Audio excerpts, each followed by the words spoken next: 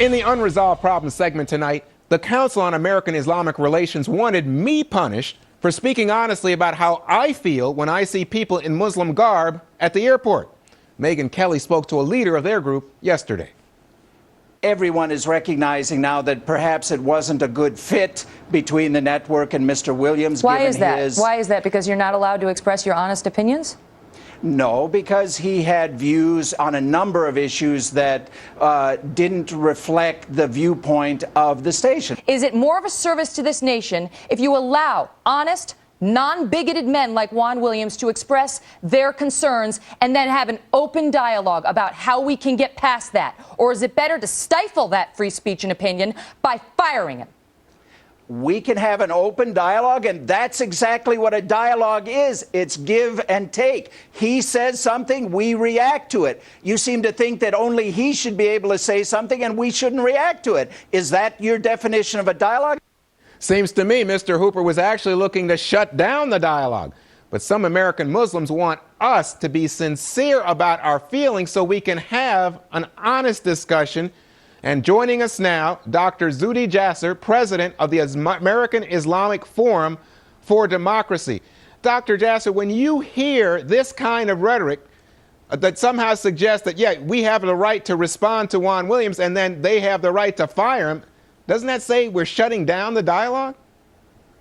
Well, Juan, you know, all I can tell you is welcome to our world, and that you are collateral damage in a war of ideas where groups like CARE that come out of the ideology of political Islam are all about diversionary tactics, about avoiding the real problem that we have in our ideology of theopolitical transnational movement that includes groups like the Brotherhood, that many of these groups were hatched from. So they're all about diverting it, talking about Islamophobia, talking about bigotry, when in fact they are wanting to divert it from, you know, the issue of fear that you so appropriately brought up is just the first layer of the discussion, because deeper within that is the root cause of terrorism, which is an ideology that feeds that, and groups like CARE don't want to talk about reform. They don't want to acknowledge that, you know, he in this interview with Megyn continued to talk about Muslim concerns that he represents. Well, we're a diverse community that's represented by, I think, most American Muslims that aren't victim mongers, that take seriously our responsibility for reform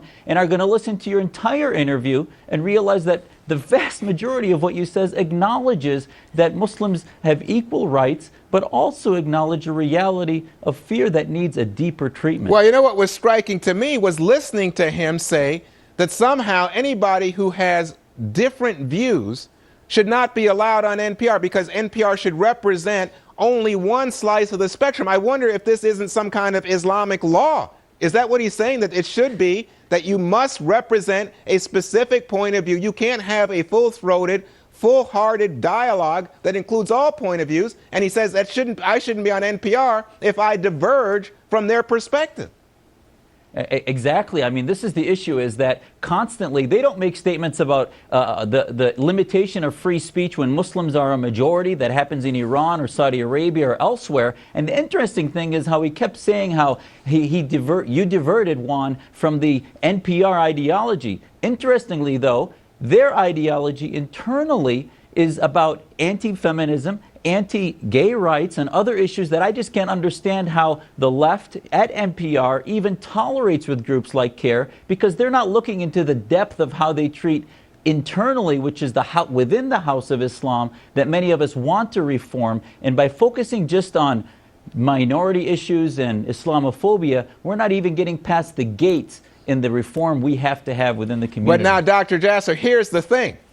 These folks are celebrating. These folks are having a party tonight because they say they got rid of Juan Williams at NPR. NPR danced their tune. They won. And I'm going to ask you this. Now, is this the way that you think that the Islamic community in the United States feels good, that they're somehow advancing their cause with the American people by limiting a sincere, serious discussion about terrorism and its links to the Muslim community, specifically radical extremist Muslims?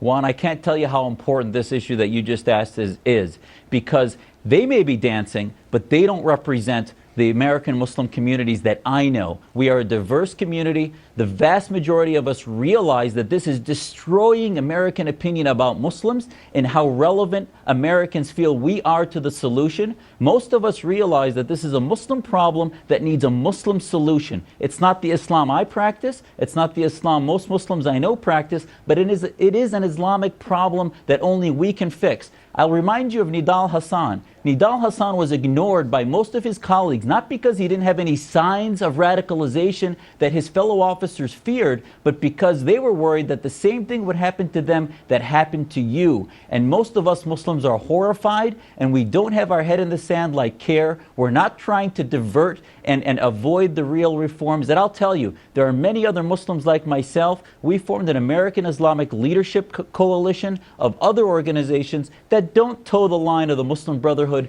and their ideas. But Dr. Jasser, like one last quick question for you. When you look at the kind of rhetoric that was coming from the Times Square bomber, where he talks about a Muslim war, the first drop of blood, doesn't CARE have any response to that? They get me fired, but where is their response to a man who's trying to blow up Times Square?